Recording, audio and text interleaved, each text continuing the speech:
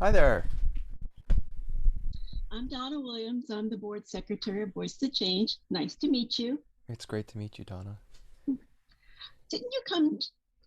Did I see you at? Did you come to a concert of ours once? Or am I confusing you with somebody? You know, in a long time ago, like Mm-hmm. 2000 or 2001, I think that I won the competition for young composers for a solo bass piece that I wrote and came. It was at the Museum of Art, and I came up and did a performance there.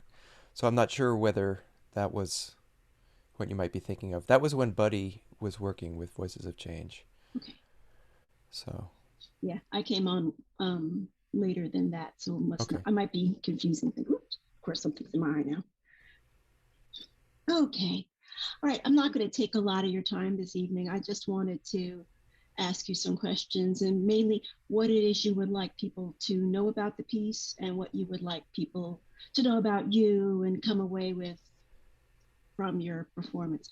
And for people who might be tuning in who don't know, could you talk about the name of your piece and the instrumentation and basic demographic things like that? Sure. Yeah. Okay. So I'm Peter Askim, and I'm the composer of Swallowing Fire, and really excited that Voices of Change is going to be doing the world premiere of the whole piece just coming up.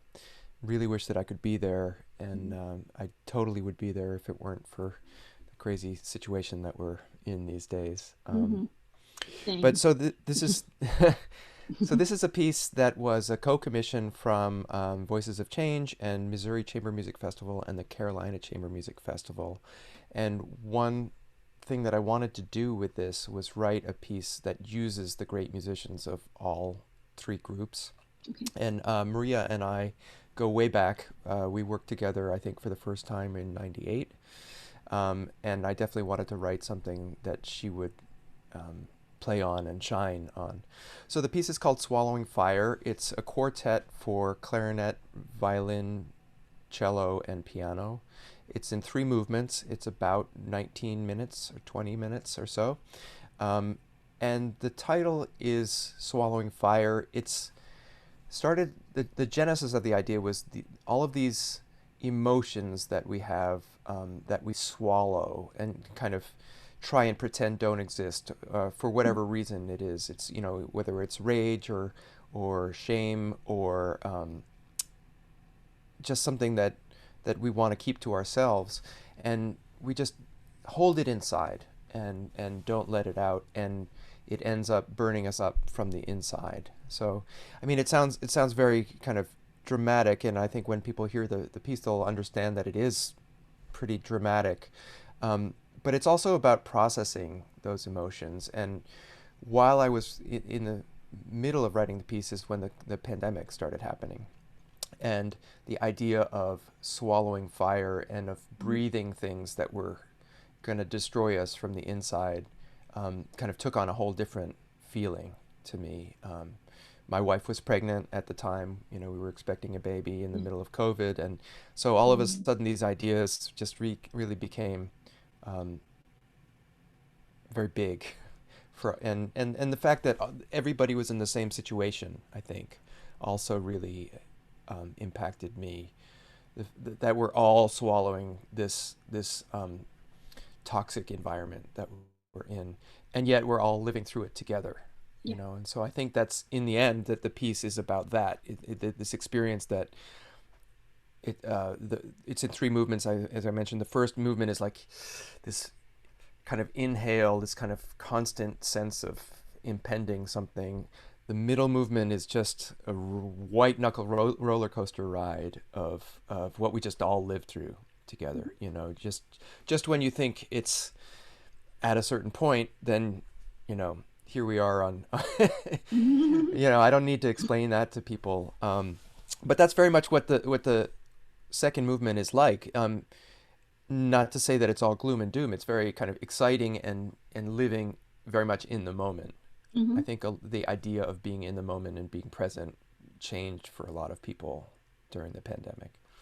And then the third movement is, I just think of it as this giant exhale, that we just lived through all of this together. In a lot of ways, we're still living through it, but it's just just a way that we're processing all of this incredible experience that we all shared together. So it's just kind of a big in a musical way. So I think, it's got a lot of drama behind it and a lot of very intense emotion, but I think that it's very honest to where I'm at and where I feel like a lot of people are right now. So and ultimately, I feel like it's very cathartic. Yeah. So that's a little bit about the kind of trajectory of the piece. Yeah, as you're describing what you mean by the swallowing fire, it made me think of the idea of the dream deferred, the Hmm. Langston Hughes poem. What happens to a dream deferred? I had to like check myself to make sure I wasn't wrong. All the things that happen when you take an idea or a hope or something and just keep putting it off or smushing it down. And sometimes Totally. it comes back up, sometimes it goes away. Well, yeah, a lot of times it doesn't go away. It just Hmm. transforms into it. Yeah. Yeah. I Yes, mean, the a dream transformation. deferred Hmm. doesn't die. Hmm. Yeah, for sure. Interesting. Hmm. Yeah.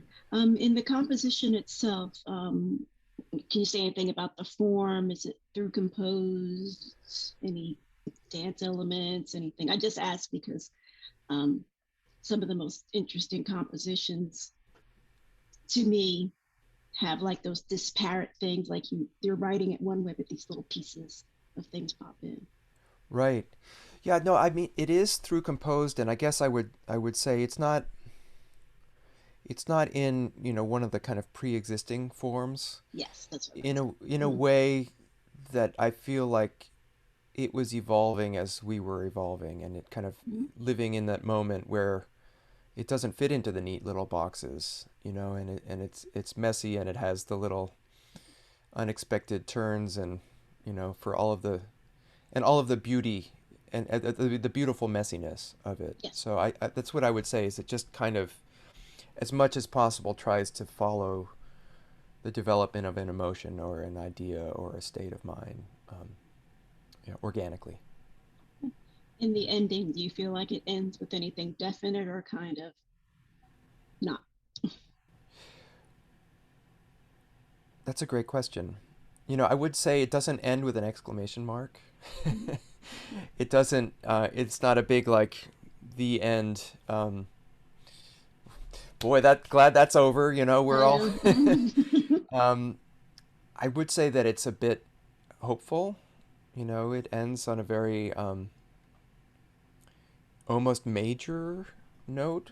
I mean, Mhm. not that it's really um, about that, but it does end with a sense of at least temporary peace. You know, um, I think that's what I would say.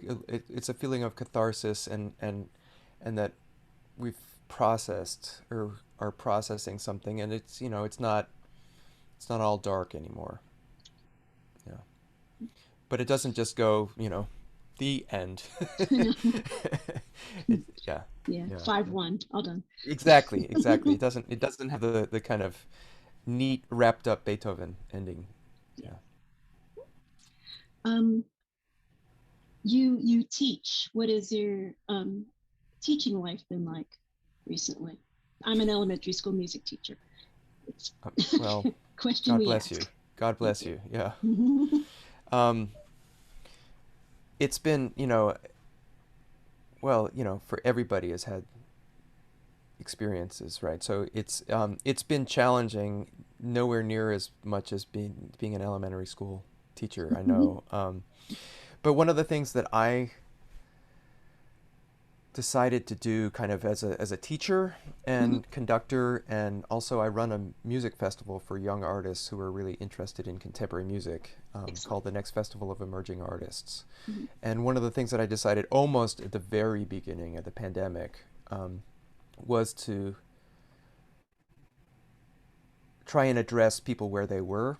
Mhm. So in terms of young artists who were in the business trying to make their way as classical musicians, all of a sudden, all of their school and work goes away. Yeah. I started a whole series of talks and workshops for them online about, recording yourself at home and here's what you need to know, or making videos at home, or thinking about budgeting, or thinking about careers in times of uncertainty. So, in a Mm-hmm. way, with the festival, I really chose to kind of go straight on into it. I felt like it was really important, and I felt like young artists in particular were getting left behind because, I mean, when the Met Opera can't function, Right. nobody's really looking out for the kid who's in sophomore in conservatory. Um, Mm-hmm.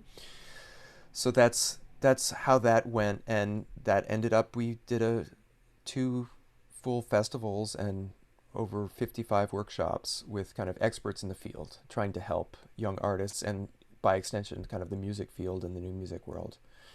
Um, as a university conductor and professor, um, I thought, you know what, I don't really want to do another version of like Eine kleine Nacht music to click track. You know, Mm-hmm. Mm-hmm. Yeah.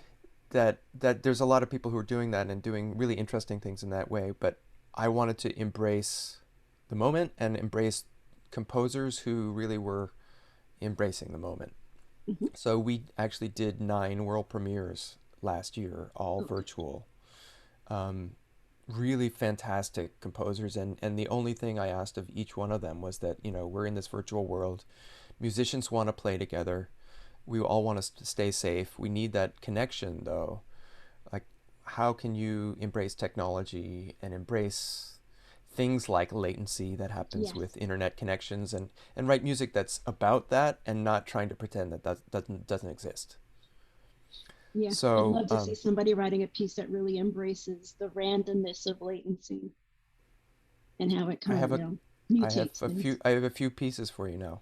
Oh. To so and so it had incredible challenges, and we all had to learn to do things that we didn't know how to do before. Like, I know how to edit 83 tracks of orchestra music at once.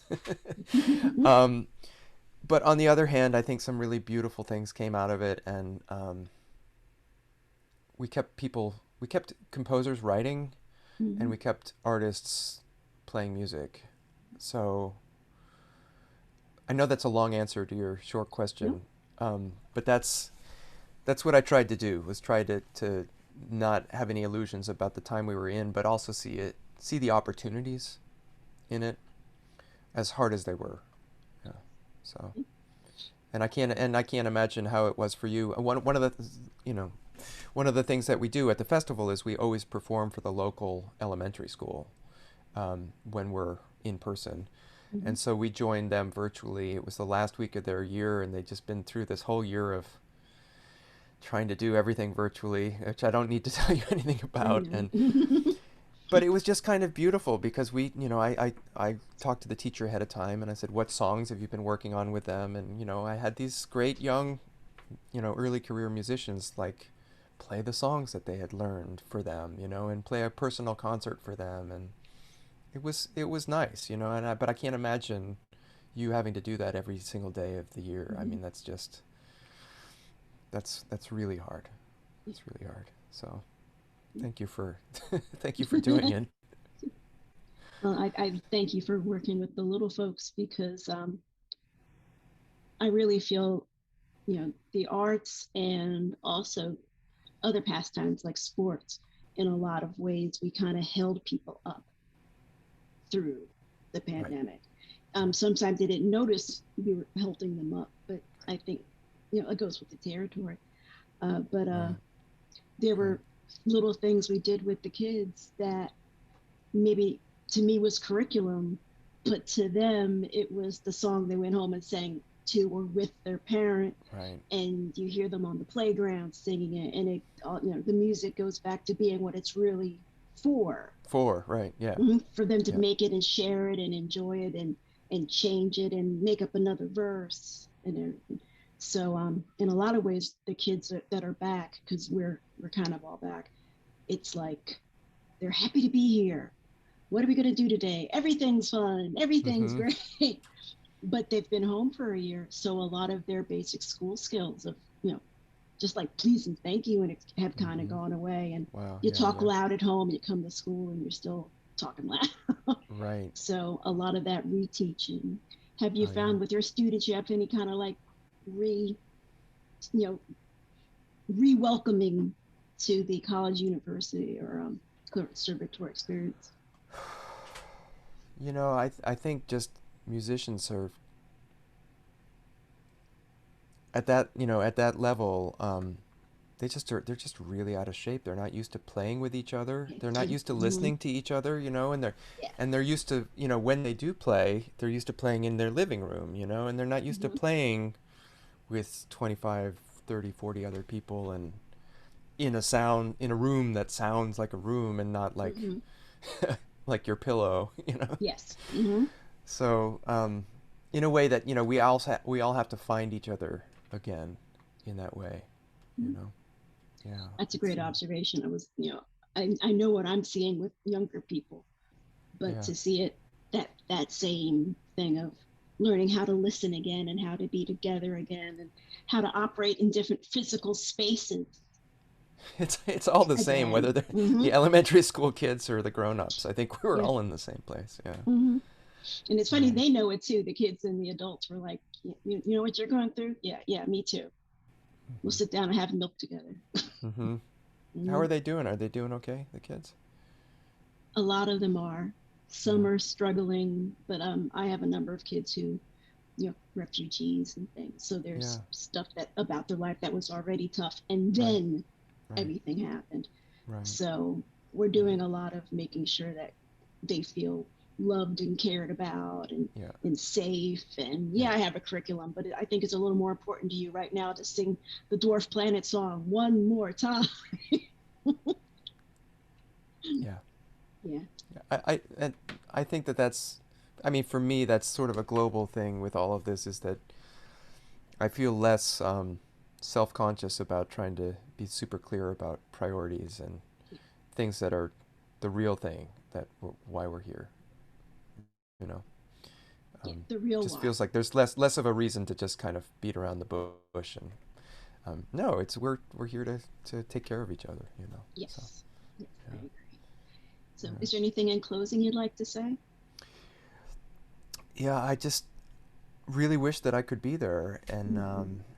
and I we have a young son who's unvaccinated, and it's just not a risk that I can feel like I can take right Mm-hmm. now. But this is it's a big piece. I mean, Voices of Change I've known for years and years and years. Over 20 years as an amazing ensemble, and the same with Maria, and her leadership is just it's one of the great ensembles in the country. And it's a piece that's very personal to me. For all the reasons that we just talked about, and so it's really hard not to be there. But I'm so there in spirit, and I just send everybody on my best, and hope that everything that went into the piece somehow translates, and we find something in it that's in common to all of our experience. Like we just said, I mean, it's a piece that's a little bit more hard on its sleeve and honest Mm-hmm. than might be kind of traditionally convenient to write. It's real stuff. So I think that's what I would love to leave everybody with. It's dramatic, and sometimes it's spiky, and sometimes it's wild, and sometimes it's just hopefully very, very genuinely beautiful. Um, so that's sort of where it's at, and hopefully everybody can take something away from that and find something of their own experience in it. Yeah.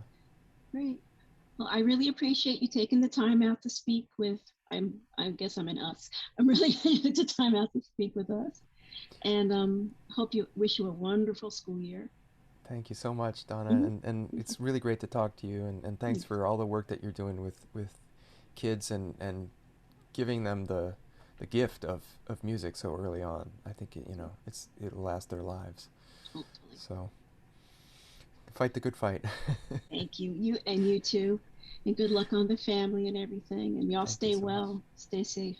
Thanks. Hope to see you sometime in Dallas sometime Hope soon. to see you soon too. Okay. Okay. Thank you, Donna. Bye bye. Welcome. Bye bye. Bye bye.